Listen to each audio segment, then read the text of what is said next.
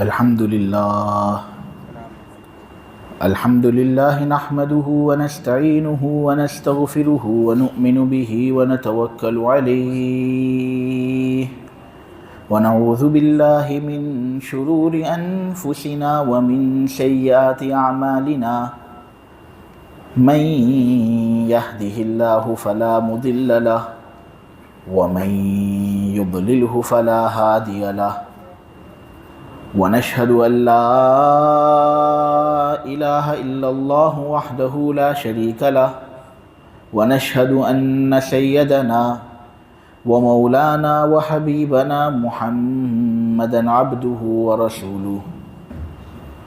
الحمد لله وكفى والصلاة والسلام على رسوله المصطفى وعلى عباده الذين ارتضى ومن بهداهم اهتدى وبآثار أهل المدينة اكتفى. أعوذ بالله من الشيطان الرجيم. بسم الله الرحمن الرحيم. والسماء بنيناها بأيد وإنا لموسعون والأرض فرشناها فنعم الماهدون ومن كل شيء خلقنا زوجين لعلكم تذكرون ففروا إلى الله إني لكم منه نذير مبين ولا تجعلوا مع الله إلها آخر إني لكم منه نذير مبين كذلك ما أتى الذين من قبلهم من رسول إلا قالوا ساحر أو مجنون أتواصوا به بل هم قوم طاغون فتول عنهم فما أنت بملوم وذكر فإن الذكرى تنفع المؤمنين وما خلقت الجن والإنس إلا ليعبدون ما أريد منهم من رزق وما أريد أن يطعمون إن الله هو الرزاق ذو القوة المتين. فإن للذين ظلموا ذنوبا مثل ذنوب أصحابهم فلا يستعجلون فويل للذين كفروا من يومهم الذي يوعدون. صدق الله العظيم.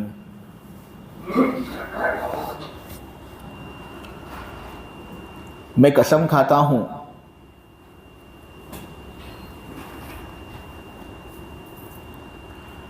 اللہ تبارک و تعالیٰ کی کہ قرآن کے اندر جتنا زیادہ نفع ایمان والوں کے لیے ہے اتنا زیادہ نفع کسی اور چیز کے اندر نہیں. اور قرآن سے نفع حاصل کرنے کے لیے ضروری ہے یہ کہ آدمی اس کی وضاحت سمجھے، لیکن بہتر وضاحت آدمی کو اسی وقت سمجھ میں آئے گی جب قرآن کا ترجمہ ہم ذرا دھیان سے اور غور سے سنیں گے. تو ابھی ایک صفحے کا ترجمہ میں آپ لوگوں کے سامنے انشاءاللہ پیش کروں گا. آپ لوگوں کو غور سے سننا ہے اور یہ استحضار اپنے دل کے اندر قائم کرنا ہے کہ اللہ ہم سے بات چیت کر رہے ہیں. ترجمہ جتنا عمدہ اور ترجمہ جتنے مستحکم طریقے سے آپ نے سمجھا ہوگا تفصیل سمجھنا اتنا زیادہ آپ لوگوں کے لیے آسان ہوگا. میں ترجمہ شروع کرتا ہوں. اللہ فرماتے ہیں کہ اپنی قوت اور قدرت سے ہم نے آسمان کو بنایا اور بے شک اس میں کوئی شبہ نہیں کہ ہم ہی آسمان کے اندر وسعت پیدا کرنے والے ہیں. زمین کو ہم ہی نے بچھایا، ہم بہترین بچھانے والے ہیں. ہر چیز کے ہم نے جوڑے پیدا کیے تاکہ اے لوگو تم نصیحت حاصل کرو، لہٰذا تم اللہ کی طرف لپکو، دوڑو اللہ کی طرف، یقین جانو میں محمد اللہ کی جانب سے تمہارے لیے ایک کھلا ہوا ڈرانے والا ہوں۔ تم اللہ کے ساتھ کسی دوسرے کو اپنا معبود مت بناؤ، یقین جانو میں اللہ کی طرف سے تمہارے لیے ایک کھلم کھلا ڈرانے والا ہوں۔ وہ لوگ جو کفار مکہ سے پہلے تھے ان کے پاس بھی کئی رسول آئے، لیکن ان کی قوم نے ان رسولوں کے بارے میں یہی بات کہی کہ یہ جادوگر اور پاگل قسم کے لوگ ہیں۔ تو اسی طرح ان کفار مکہ سے پہلے کئی رسول آئے، لیکن ان رسولوں کی قوموں نے ان رسولوں کے بارے میں یہی بات کہی کہ یہ جادوگر یا دیوانے قسم کے لوگ ہیں۔ کیا یہ آپس میں ایک دوسرے کو اسی بات کی وصیت کرتے آ رہے ہیں؟ نہیں، بات دراصل یہ ہے کہ یہ لوگ بڑے سرکش ہیں، لہٰذا اے نبی آپ ان سے کنارہ کش ہو جاؤ، ان سے دور رہو۔ آپ ملامت کے مستحق نہیں ہو اور آپ پر کوئی ملامت نہیں، آپ پر کوئی الزام نہیں، اور آپ نصیحت کرو، یقین جانو نصیحت کرنا ایمان والوں کو فائدہ پہنچاتا ہے۔ دیکھو میں نے جنات اور انسان کو پیدا نہیں کیا، اسی گھر سے میں نے جنات اور انسان کو پیدا کیا تاکہ وہ میری عبادت کریں، اس کے علاوہ کسی اور مقصد کے لیے میں نے انسان اور جنات کو پیدا نہیں کیا۔ میں ان سے نہ کوئی رزق چاہتا ہوں، نہ میں یہ چاہتا ہوں کہ وہ مجھے کھانا کھلائیں، یقین جانو اللہ کھانا کھلانے والا ہے، اللہ رزق پہنچانے والا ہے، قوت والا ہے، مضبوط ہے۔ یقین جانو وہ لوگ جنہوں نے ظلم کیا ان کی باری بھی اسی طرح آئے گی جس طرح ان لوگوں کی باری آ چکی جو ان جیسی حرکتیں کیا کرتے تھے۔ یقین جانو وہ لوگ جنہوں نے ظلم کیا ان کی باری بھی اسی طرح آئے گی جس طرح ان کے ساتھیوں کی باری آ چکی تھی، لہٰذا عذاب کے سلسلے میں یہ لوگ مجھ سے جلدی کا مطالبہ نہ کریں۔ کافر لوگوں کے لیے ان کے اس دن کی وجہ سے بڑی تباہی ہوگی جس کا ان سے وعدہ کیا جا رہا ہے۔ یہ آپ لوگوں کے سامنے سورہ ذاریات کے آخری رکوع کا ترجمہ ناقص انداز میں پیش کیا گیا ہے۔ اس کی پہلی آیت کے اندر وَالسَّمَاءَ بَنَيْنَاهَا بِأَيْدٍ وَإِنَّا لَمُوسِعُونَ میں اللہ تبارک و تعالیٰ نے یہ بات کہی ہے کہ ہم نے آسمان کو عید سے پیدا کیا۔ عید ویسے تو اس کا ترجمہ ہوتا ہے ہاتھ، لیکن اللہ تبارک و تعالیٰ نے قرآن کے اندر بہت سی جگہوں پر یہ بات کہی ہے لیس کمثلہ شیء، کہ میرے جیسا تو کوئی نہیں۔ اللہ تبارک و تعالیٰ نے قرآن کے اندر یہ بات کہی ہے اللہ الصمد، اللہ بے نیاز ہے۔ ایک انسان کو جسم کی ضرورت ہوتی ہے، انسان جسم کا محتاج ہوتا ہے، انسان ہاتھ کا محتاج ہوتا ہے، اللہ ہماری طرح نہیں ہے۔ اللہ جسم کا محتاج نہیں، اللہ کا ہاتھ نہیں ہے، لہٰذا جب یہاں اس کا ترجمہ ہوتا ہے ہاتھ، حالانکہ اللہ نے قرآن ہی کے اندر بہت سی جگہوں پر یہ بات کہی ہے کہ میرے جیسا تو کوئی نہیں، میں انسانوں کی طرح نہیں ہوں، میں بے نیاز ہوں، میرا جسم نہیں ہے، تو پھر یہاں اس کا حقیقی معنی کیا ہے؟ تو اس کا حقیقی معنی اللہ کے علاوہ کوئی نہیں جانتا۔ قرآن کے اندر بہت سی آیتیں ایسی ہیں جو واضح ہیں، علماء کو یہ بات بتائی گئی ہے کہ ان واضح آیتوں کو سمجھو اور لوگوں کو سمجھاؤ، لیکن بہت سی آیتیں اس جیسی ہیں جن کو متشابہات کہا جاتا ہے۔ قرآن کے اندر ہے کہ متشابہات کے پیچھے پڑنے والے وہی لوگ ہوتے ہیں جن کا دل تیرا ہوتا ہے۔ فَأَمَّا الَّذِينَ فِي قُلُوبِهِمْ زَيْغٌ فَيَتَّبِعُونَ مَا تَشَابَهَ مِنْهُ ابْتِغَاءَ الْفِتْنَةِ وَابْتِغَاءَ تَأْوِيلِهِ۔ لہٰذا ایسی جو آیتیں ہیں ان کے بارے میں ہم کو حکم یہی دیا گیا ہے کہ ہم ان آیتوں کا معنی اللہ کے حوالے کر دیں، اور ہم اللہ کو یہ کہیں کہ اللہ یہ تیرا کلام ہے، تو ہی اس کو نازل کرنے والا ہے، یہ جو ہے ہم اس پر ایمان لاتے ہیں، لیکن اس کا حقیقی معنی سمجھنے سے ہماری عقلیں قاصر ہیں۔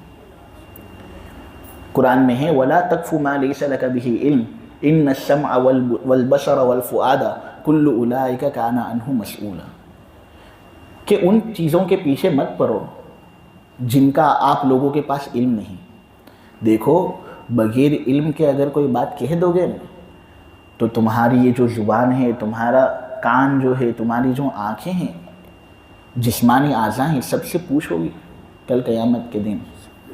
اللہ کے یہاں پر پھر کیا جواب دو گے؟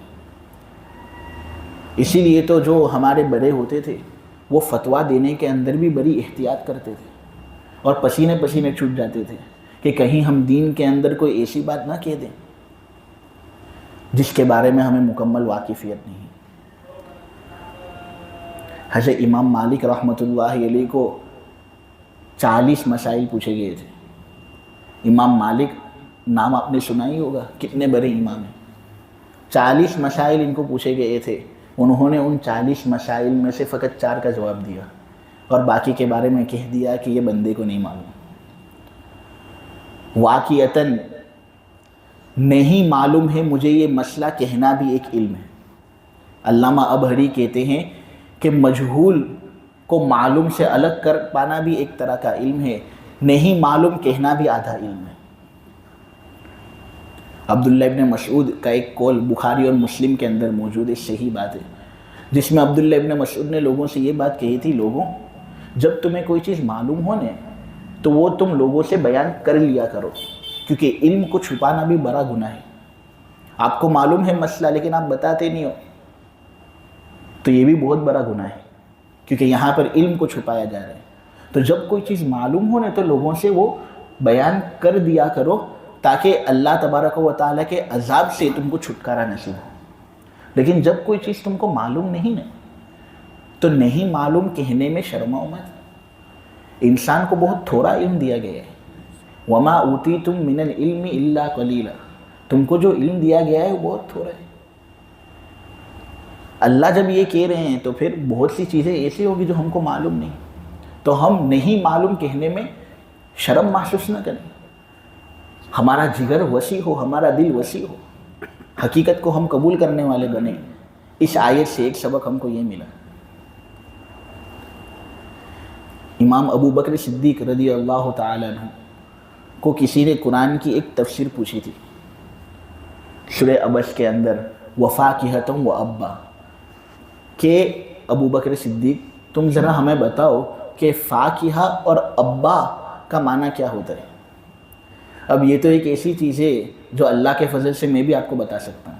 فاکہہ کہتے ہیں میوہ، ابا کہتے ہیں چارہ، لیکن حضرت ابو بکر کو اس وقت یہ بات معلوم نہیں تھی، تو حضرت ابو بکر نے کیا کہا معلوم؟ غلط جواب نہیں دیا، ایسا نہیں کہ کچھ بھی کہہ دیا، کہا ایُّ ارض تکلنی و ایُّ سماء تذلنی اذا قلت علی اللہ ما لا اعلم۔ ارے بھائی، کون سی زمین مجھے برداشت کرے گی، کون سا آسمان مجھے سایہ دے گا جب میں اللہ کے بارے میں ایسی ایسی باتیں کروں گا جن کے بارے میں مجھے علم نہیں۔ اللہ کے یہاں کون مجھے بچائے گا؟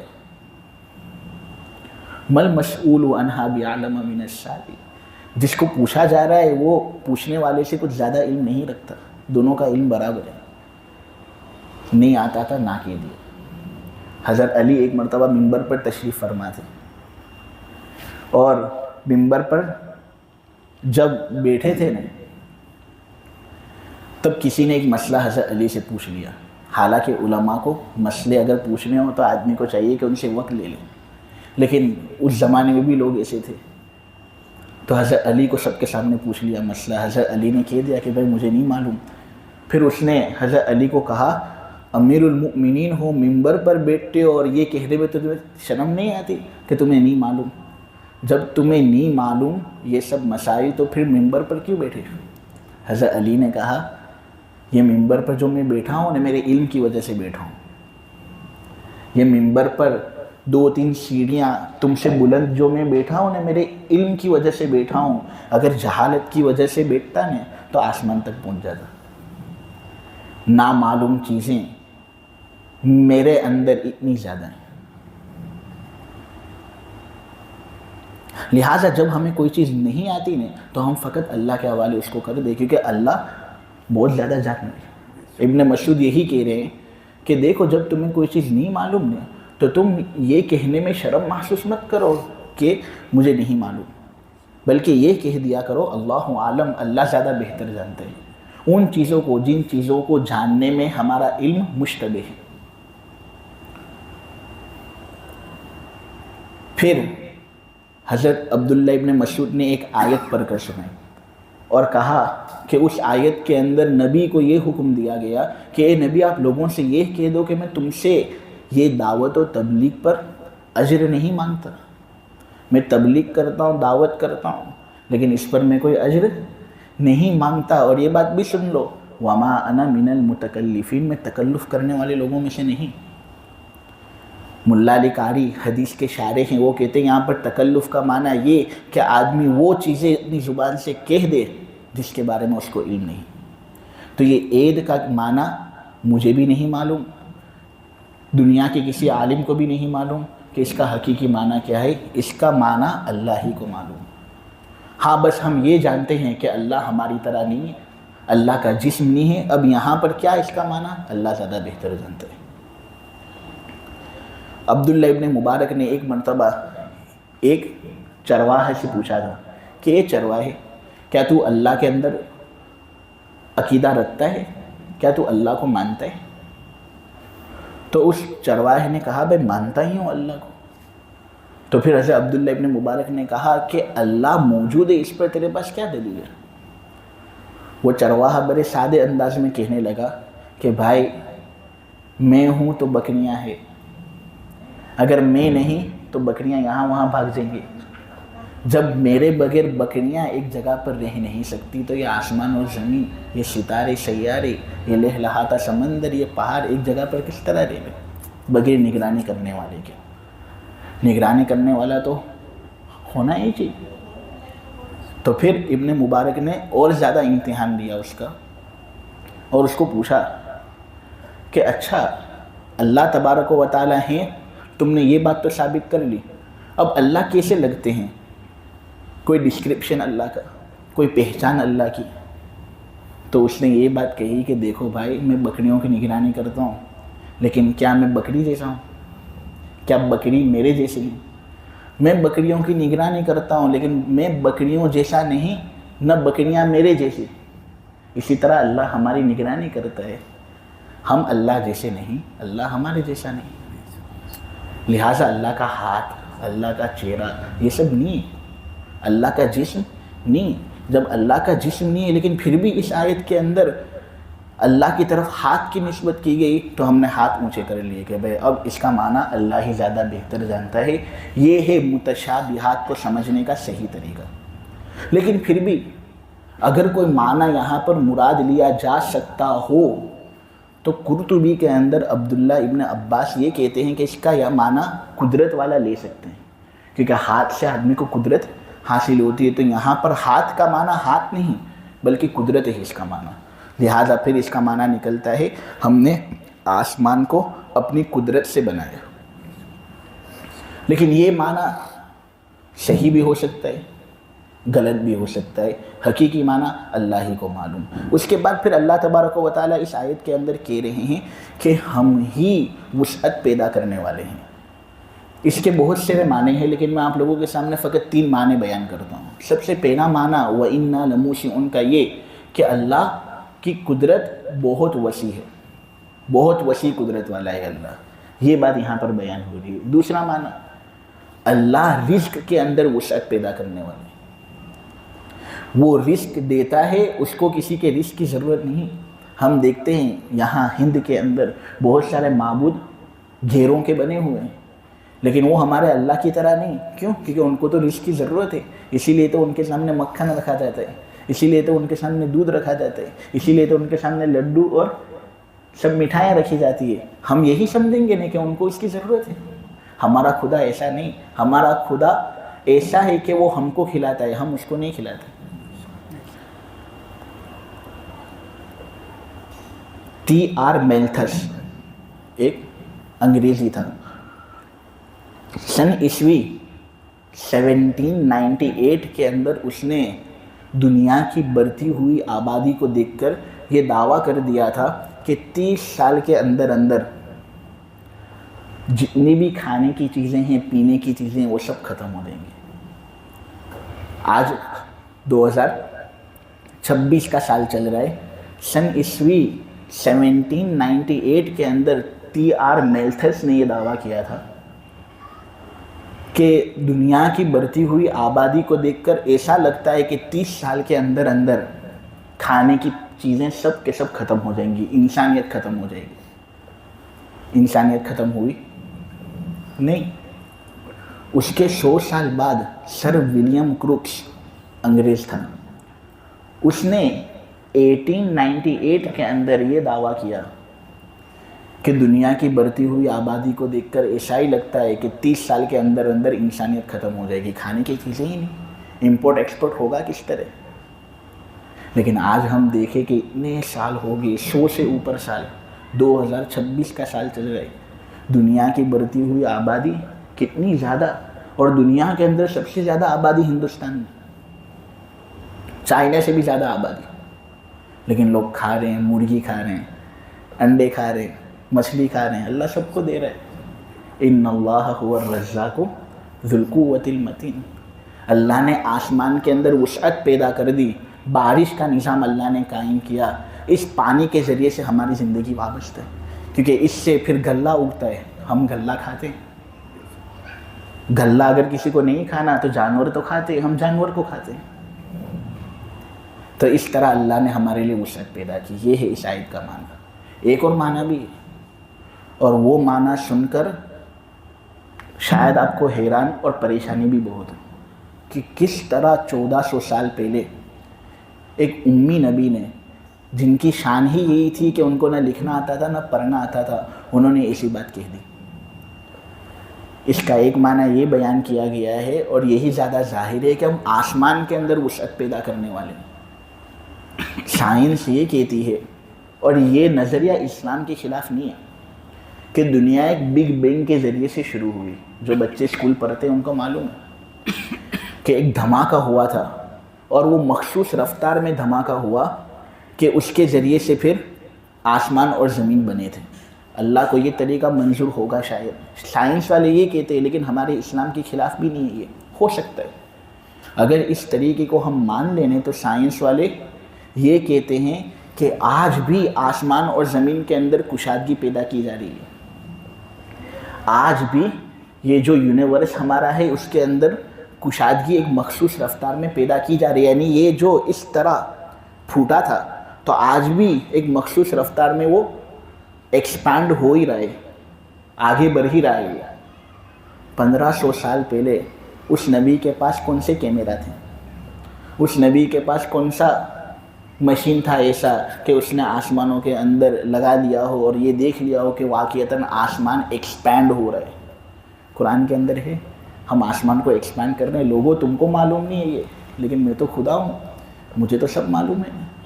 ये इस आयत के अंदर अल्लाह ने ये बात कही, सुभान अल्लाह। और फिर एक बात मैं आपको कहूँ, फाइनली टून्ड है यह आसमान, फाइनली टून्ड। आर्ग्यूमेंट आती है स्कूल के अंदर, फाइन ट्यूनिंग, उसके अंदर बच्चों को ये पढ़ाया जाता है कि जब आसमान के अंदर धमाका हुआ ना तो वो धमाका मखसूस रफ्तार का होना चाहिए था, 1/10 to the power of 55। ये धमाके की रफ्तार होनी चाहिए थी कि अगर इस रफ्तार से धमाका अगर होता तो ये जो ज़िंदगी है ये वाबस्ता होती और कायम होती। अगर इससे आगे पीछे ज़र्रा बराबर भी अगर होता ना तो या तो दुनिया जलकर खाक हो जाती या वजूद में आती ही नहीं। एक खुद ब खुद चीज़ इतनी लताफत के साथ बन किस तरह सकती कि एक धमाका हो और वो धमाका भी मखसूस रफ्तार का होना चाहिए, 1/10 to the power of 55। अगर इस रफ्तार से आगे पीछे कुछ भी होता है तो फिर ज़िंदगी वजूद में आ नहीं सकती। एक खुद ब खुद बनी हुई चीज़ क्या इतनी लताफत के साथ बन सकती है? ये खुद ये बात कह रही है कि अल्लाह मौजूद है। आगे जाकर अल्लाह ने ये बात कही کہ دیکھو ہم نے ہر چیز کے جوڑے بنائے. ایک معنی اس کا مفسرین نے یہ بیان کیا ہے کہ ہر چیز کا ایک مقابل ہے. مرد ہے اس کا مقابل عورت، آسمان ہے اس کا مقابل زمین، تاریکی ہے اس کا مقابل روشنی. ہر چیز کا اللہ نے ایک مقابل بنایا ہے. تو جب اللہ نے دنیا بنائی ہے تو اس کا مقابل بھی ہوگا نا.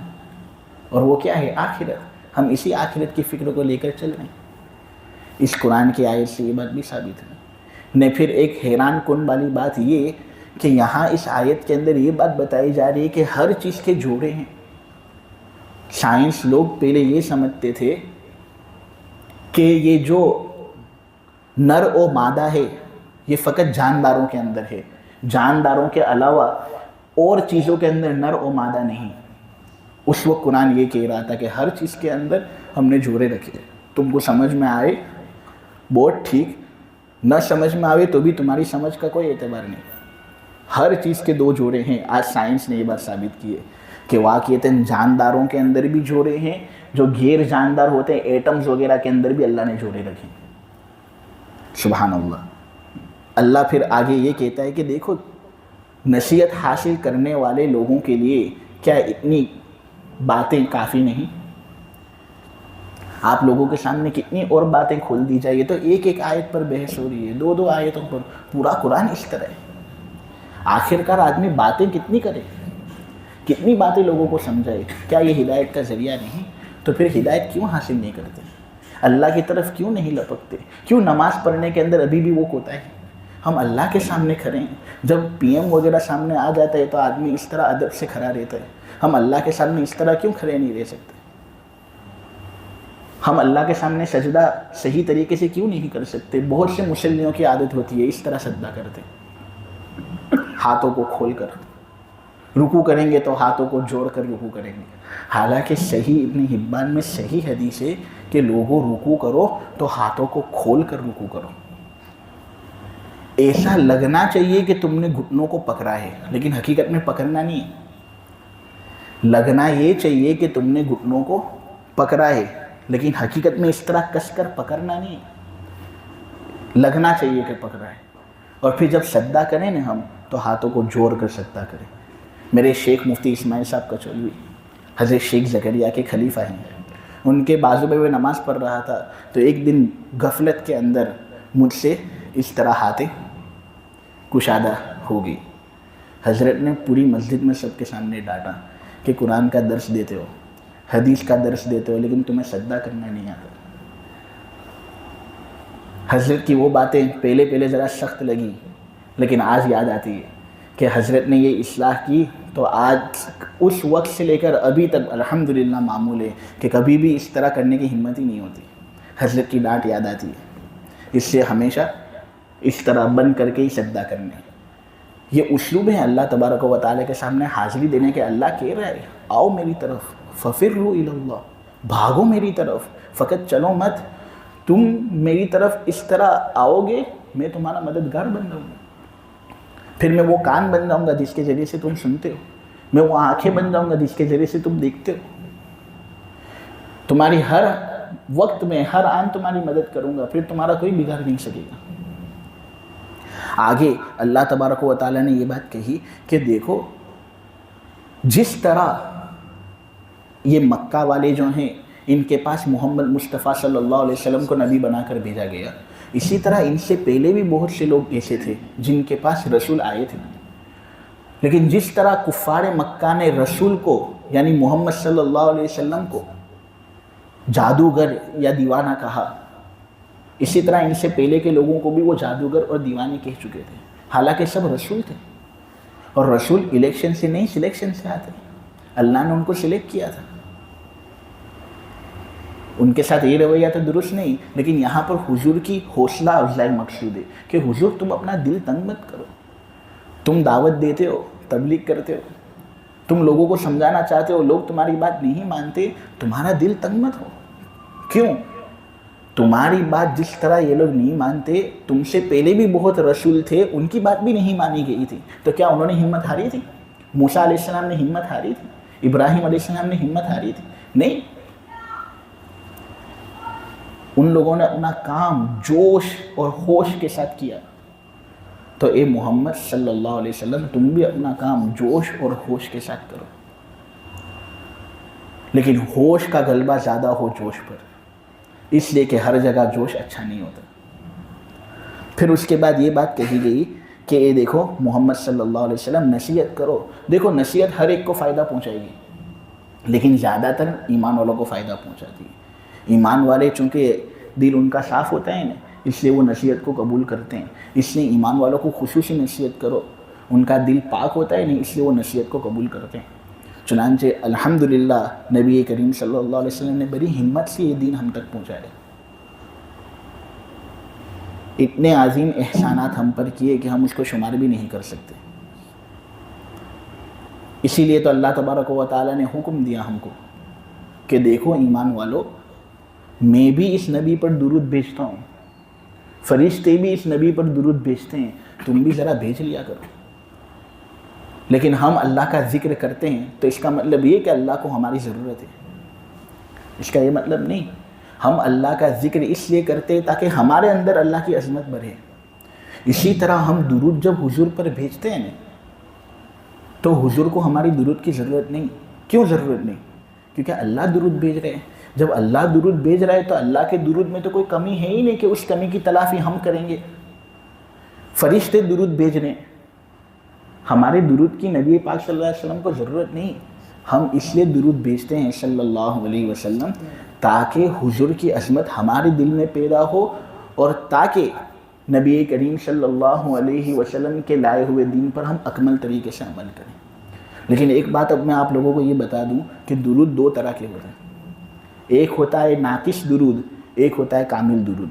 मुफ्ती सईद अहमद साहब पालनपुरी ने ये बात कही है। नाकिस दुरूद तो वो जो हम पढ़ लेते हैं सल्लल्लाहु अलैहि वसल्लम सल्लल्लाहु अलैहि वसल्लम, ये नाकिस है अगर से, लेकिन सवाब भरपूर मिलेगा। नबी पाक सल्लल्लाहु अलैहि वसल्लम अपनी कब्र के अंदर अभी भी हयात है और इस पर अकीदा रखना हम पर ज़रूरी है। जो इस पर अकीदा नहीं रखता वो अहले सुन्नत वल जमात से खारिज है, उसके पीछे नमाज़ पढ़ना भी मकरूह तहरीम है। ये बात माननी ज़रूरी है कि मोहम्मद सल्लल्लाहु अलैहि वसल्लम और दीगर तमाम अम्बिया अपनी कब्रों के अंदर ज़िंदा हैं, लेकिन वो ज़िंदगी किस तरह वो हमको मालूम नहीं। ज़िंदा हैं, जब शहीद ज़िंदा होता है तो अम्बिया तो शहीद से तो लाख गुना अफजल, वो क्यों ज़िंदा नहीं होंगे? शहीद ज़िंदा होता है, लेकिन शहीद की बीवी के साथ निकाह किया जाता है, उसकी मौत के बाद किया जाता है। शहीद की विरासत तकसीम होती है, तकसीम होती है, विरासत तकसीम होती है, उनकी बीवियों के साथ निकाह किया जाता है, फिर भी हम उनको हयात मानते हैं। और अम्बिया तो इतने ज़्यादा ज़िंदा हैं कि उनकी बीवियों के साथ निकाह भी नहीं किया जाता, जिस तरह ज़िंदा की बीवी के साथ निकाह नहीं किया जाता। उनकी मीरास जारी नहीं होती जिस तरह ज़िंदा की मीरास जारी नहीं होती। तो फिर इस अकीदे में हमको क्यों खल जाना? हुजूर कहते हैं मैं ज़िंदा हूँ, जो दुरूद मुझ पर करीब से भेजता है मैं उसको सुनता हूँ, और जो दूर से दुरूद मुझ पर भेजता है फरिश्ते उसको मुझ पर पहुँचाते हैं। उसका नाम भी आता है, उसके वालिद साहब का नाम भी आता है। अल्लामा थानवी ज़ादुल सईद में कहते हैं दुरूद शरीफ पढ़ने वाले के लिए सबसे बड़ी बात यही है कि जो दुरूद का एहतमाम करता है ना, उसको मोहम्मद सल्लल्लाहु अलैहि वसल्लम की ज़ियारत नसीब होती है। मवाहिब लदुन्निया के अंदर तफसीर कुशैरी के हवाले से ये बात नकल की है कि एक आदमी बहुत हैरान और परेशान था। आमाल का वज़न हो रहा था और नेक आमाल उसके कम हो गए। उसका नेक अमल वाला पलरा हल्का हो गया और जो गुनाह वाला पलरा था वो भारी और बोझल हो गया। वो आदमी हैरान परेशान। इतने में एक आदमी आता है और इतनी छोटी पर्ची नेकी वाले पलरे के अंदर डाल देता है कि वो नेकी वाला पलरा बोझल थकील हो जाता है, नीचे आ जाता है और उस आदमी की नजात हो जाती है। वो आदमी हंसता खुशी मनाता हुआ सुरूर के अंदर मस्त मगन उस आदमी के पास जाता है जिसने वो पर्ची वहाँ पर रखी और कहता है वो, ए अल्लाह की बंदी तू कौन था, तेरी वजह से मेरी नजात होगी, और तूने क्या चीज़ रखी उसमें कि जिसकी वजह से मेरी नजात होगी, जहन्नम से बच गया तेरी वजह से मैं। उस आदमी ने अपना चेहरा जाहिर किया और कहा मैं तेरा नबी मोहम्मद मुस्तफ़ा सल्लल्लाहु अलैहि वसल्लम। تو نے ایک درود مجھ پر پڑھا تھا، وہی درود لکھ کر میں نے یہاں پر تیرے سامنے حاضر کیا۔ مواہب لدنیا کے اندر یہ قصہ منقول ہے۔ بہت سے لوگ تو یہ کہتے ہیں کہ درود شریف پڑھنا یہ تو صدقے سے بھی زیادہ افضل ہے، حالانکہ صدقے میں اپنا مال دینا پڑتا ہے، درود شریف میں کیا دینا پڑتا ہے؟ ہم حضور پر درود نہیں بھیج سکتے، ہم درود میں کیا پڑھتے ہیں؟ صلی اللہ علیہ وسلم، اے اللہ تو حضور پر رحمت نازل فرما۔ کیوں تو رحمت نازل کرے گا؟ کیونکہ اے اللہ ہم تو کر نہیں سکتے نا، تو نے ہم کو حکم دیا ہے کہ درود پڑھو اس پر، لیکن اے اللہ ہم تو اتنے نالائق، اتنے گھٹیا کہ ہم تو درود بھی نہیں پڑھ سکتے۔ ہم تجھ سے درخواست کرتے ہیں کہ اللہ تو ہی رحمت نازل فرما لے، کیونکہ ہم اس سلسلے میں بھی تیرے محتاج ہیں۔ یہ درود بہت اونچا ہے، لیکن اس سے بھی اعلیٰ درود میں آپ کو بتاؤں، کامل درود دین کے لیے جد و جہد کرنا ہے، یہ ہے کامل درود۔ حضور کا دین پھیلانا، اس سے حضور کو جو راحت پہنچتی ہے نا، اس سے زیادہ شاید کسی اور چیز سے حضور کو پہنچتی نہیں ہے۔ یہ کامل درود ہے۔ جس طرح ہم تلاوت کرتے ہیں، دیکھو ہم جب قرآن پڑھیں گے تو یہ تو نہیں کہیں گے نا کہ میں قرآن پڑھتا ہوں، پڑھا تو چوپڑوں کو جاتے ہیں، ہم یہ کہیں گے کہ میں قرآن کی تلاوت کر رہا ہوں، تلاوت کا لفظ استعمال کریں گے۔ کیوں؟ کیونکہ تلاوت کہتے ہیں چیز کو اس طرح پڑھنا کہ اس پر عمل پیرا ہونے کا بھی ارادہ ہو، کہ میں اس پر عمل بھی کروں گا۔ ہر پڑھی جانے والی چیز پر عمل تھوڑی ہوتا ہے، لیکن قرآن پر چونکہ عمل ہوتا ہے نہیں، اس لیے اس کو ہم پڑھنا نہیں کہیں گے، تلاوت کرنا کہیں گے۔ اب اگر کوئی آدمی فقط قرآن پڑھتا ہے، یہ تلاوت ناقص، ثواب ملے گا اس کو، لیکن پڑھنے کے ساتھ ساتھ عمل بھی کرتا ہے تو وہ تلاوت کامل ہوئی یا نہیں؟ اسی طرح درود شریف صلی اللہ علیہ وسلم ہم پڑھتے ہیں، یہ ناقص، ثواب ہے اس کا، لیکن ہم پھر دین کے لیے جوش سے محنت کریں گے، یہ کامل درود ہے۔ کامل درود سے نبی کریم صلی اللہ علیہ وسلم کو جو راحت پہنچتی ہے، اتنی راحت کسی اور چیز سے حضور کو نہیں پہنچتی۔ آخر میں ایک آیت کی تفسیر کر دوں اور پھر اس پر میں اپنی بات پوری کرتا ہوں۔ اللہ تبارک و تعالیٰ نے یہ بات کہی کہ میں نے انسان اور جنات کو نہیں پیدا کیا کسی اور مقصد کے لیے، میں نے اسی مقصد کے لیے ان کو پیدا کیا کہ وہ میری عبادت کریں۔ اب ہم دیکھتے ہیں کہ کتنے سب ہندو ایسے ہیں جو عبادت نہیں کرتے اللہ کی، کتنے سب کرسچن ایسے ہیں جو اللہ کی عبادت نہیں کرتے۔ اللہ نے پیدا ہی اس لیے کیا تاکہ وہ عبادت کریں، اللہ کی مراد اس کے ارادے سے الگ ہو کس طرح سکتی ہے؟ ہمارے علماء، اللہ ان کی مغفرت کرے، ان کے درجے بلند کرے، انہوں نے یہ جواب بھی ہمارے لیے لکھ دیے، ایک کیا تین جواب لکھے ہیں۔ اس آیت کا مطلب لوگوں نے غلط سمجھا ہے۔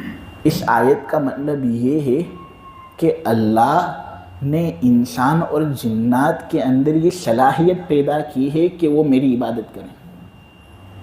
صلاحیت، جس طرح ایک شہد کی مکھی کے اندر یہ صلاحیت ہوتی ہے کہ وہ شہد جمع کر سکتی ہے، چونٹی کے اندر یہ صلاحیت ہوتی ہے کہ وہ غذا جمع کر سکتی ہے، اس طرح اللہ نے ہر انسان اور جنات کے اندر یہ صلاحیت پیدا کی ہے کہ وہ اللہ کی عبادت کریں۔ اب اگر وہ نہیں کرتے تو وہ ان کا فالٹ ہے، اللہ کا فالٹ نہیں۔ دوسرا معنی اس آیت کا یہ کہ اس آیت میں اللہ یہ کہنا چاہ رہے کہ میں نے ہر انسان اور ہر جنات کو اپنی عبادت کا حکم دیا ہے، میں نے کہا ہے کہ میری عبادت کرو، اب وہ نہیں کرتے تو وہ ان کا فالٹ ہے، میرا فالٹ نہیں۔ اور تیسرا معنی یہ کہ میں نے انسان اور جنات کو اس لیے پیدا کیا تاکہ وہ میرے دبدبے میں رہے۔ اور تم دیکھو ہر انسان اور ہر جنات اللہ کے دبدبے میں ہیں، مؤمن اور مسلمان جو ہیں وہ اللہ کے فضل سے اللہ کے دبدبے میں اختیار سے رہتے ہیں۔ کافر لوگ بھی اللہ کے دبدبے میں ہوتے ہی ہیں، اختیار سے نہیں لیکن مجبوراً تو ہوتے ہی ہیں۔ ان پر بھی جب موت آتی ہے تو وہ کہاں موت سے بھاگ سکتے ہیں؟ کون سے قلعے ان کو موت سے بچائیں گے؟ اللہ کا حکم ہے، اللہ اگر ان کو موت دینا چاہے گا اللہ ان کو موت دے گا، دھندے میں لوس دینا چاہے گا اللہ لوس دے گا، اس میں وہ اللہ سے بد تو نہیں سکتے نہیں۔ اس طرح اللہ اپنا قہر یہاں پر بتانا چاہ رہی ہیں اس آیت میں۔ آخر میں اللہ تبارک و تعالیٰ نے کہا کہ دیکھو وہ لوگ جنہوں نے ظلم کیا نا، ان کی باری بھی اسی طرح آئے گی جس طرح ان کے ساتھیوں کی باری آ چکی۔ لہٰذا یہ جو کہہ رہے ہیں نا محمد اگر تو سچا ہے تو ہم پر ابھی عذاب کیوں نہیں آتا؟ تو اللہ کہہ رہے ہیں عذاب کے سلسلے میں مجھ سے جلدی کا مطالبہ مت کرو، میرے کو جب عذاب دینا ہوگا نا تب میں دوں گا۔ بڑی تباہی ہوگی قیامت کے دن ان لوگوں کے لیے جنہوں نے کفر کیا۔ یہ جس طریقے سے اس صورت کو ختم کیا گیا ہے، بلاغت والے کہتے ہیں کہ یہاں پر حسن انتہا ہوا ہے، کہ جس طرح بادشاہ لوگ ایک لمبا چوڑا خط بھیجتے اور پھر آخری جملوں کے اندر کم الفاظ استعمال کریں گے لیکن ایسی بات کریں گے جس میں پورا مضمون آ جائے گا، اس کی طرف اشارہ ہوگا۔ اللہ نے اسی طرح کی بات یہاں پر کہی ہے۔ سورہ ہجر کے آخر میں اللہ نے اپنی عبادت کے بارے میں بہت کہا، پھر آخر میں کہا وَاعْبُدْ رَبَّكَ حَتَّى يَأْتِيَكَ الْيَقِينُ، حسن انتہا، اپنے پروردگار کی عبادت کرو جب تک کہ موت نہ آ جائے۔ یہ بات بتا رہے تھے اللہ کہ جس طرح موت پر انسان کی زندگی ختم ہوتی ہے، اس طرح اس آیت پر اس صورت کا خاتمہ ہو رہا ہے۔ اور پھر وَاعْبُدْ رَبَّكَ کہہ کر پورے مضمون کی طرف اشارہ۔ آپ سورہ زلزال کے اندر دیکھ لیں، فَمَن يَعْمَلْ مِثْقَالَ ذَرَّةٍ خَيْرًا يَرَهُ وَمَن يَعْمَلْ مِثْقَالَ ذَرَّةٍ شَرًّا يَرَهُ۔ پوری سورہ زلزال کے اندر قیامت کے بارے میں بحثیں ہیں کہ بھونچال آئے گا، یہ ہوگا، یہ ہوگا، یہ ہوگا۔ پھر آخر میں اللہ نے کہا دیکھو جس شخص نے ذرہ برابر بھی نیکی کی ہوگی اس کو دیکھ لے گا، جس شخص نے ذرہ برابر برائی کی ہوگی اس کو دیکھ لے گا۔ یہ حسن انتہا کہ کم الفاظ میں پوری بات سمجھ لینا۔ اسی طرح یہاں پر آپ لوگ جانتے ہیں جو پچھلی تفسیر کے اندر شریک تھے کہ قوم عاد کا بیان ہوا تھا، قوم نوح کا بیان ہوا تھا، سمود کا بیان ہوا تھا۔ وہ فرشتے آئے تھے نا ابراہیم علیہ السلام کے پاس کہ ہم کو قوم لوط کو عذاب دینا ہے، نہ عذاب کا تذکرہ ہوا تھا نا، اور وہ پوری بات یہاں پر اللہ واپس یاد دلا رہے ہیں شارٹ فارم کے اندر، تاکہ آدمی یہ بھولے نہیں کہ دیکھو یہ حقیقی سبق ہے۔ دیکھو جس طرح پہلے کے لوگ ہلاک ہوئے جب انہوں نے اللہ کی نافرمانی کی، اگر تم بھی اس طرح اللہ کی نافرمانی کرو گے تو اللہ تم کو بھی ہلاک کرے گا۔ اللہ ہماری حفاظت کرے۔ دیکھو وہ لوگ جو کافر ہوتے ہیں بڑی تباہی قیامت کے دن ان کے لیے ہوگی۔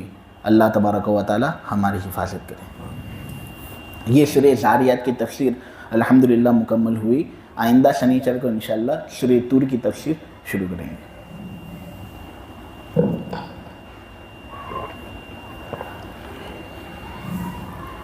سبحانک اللہم وبحمدک وتبارک اسمک وتعالی جدک ولا الہ غیرک یا رب صلی وسلم دائما ابدا علی حبیبک خیر الخلق کلہم۔ اے اللہ ہمارے گناہوں کو معاف فرما، مولا ہماری خطاؤں سے درگزر فرما۔ مولا کریم یہ لوگ جو یہاں بیٹھے ہیں جس نیت کے ساتھ بیٹھے ہیں، اے اللہ ان کے بیٹھنے کو قبول فرما۔ ان کی جو جائز تمنائیں اور مرادیں ہیں اے اللہ اس کو پورا کرنا۔ مولا کریم گھر چھوڑ کر اس طرح جماعت میں یہ لوگ نکل جاتے ہیں، مولا کریم بہت قربانیاں دے کر اس سفر کے اندر ان کا قیام ہوتا ہے۔ مولا ان کی اس قربانی کو خوب قبول فرما۔ اے اللہ ہر عمل کو خوب قبول فرما۔ ناقص درود پڑھنے والا بھی ان کو بنا دے اور کامل درود پڑھنے والا بھی ان کو بنا دے۔ اے اللہ ہر طرح کی تلاوت سے بھی ان کے دل کو منور فرما دے۔ اے اللہ یہ جو تفسیر ہوئی اے اللہ اس کو خوب قبول فرما۔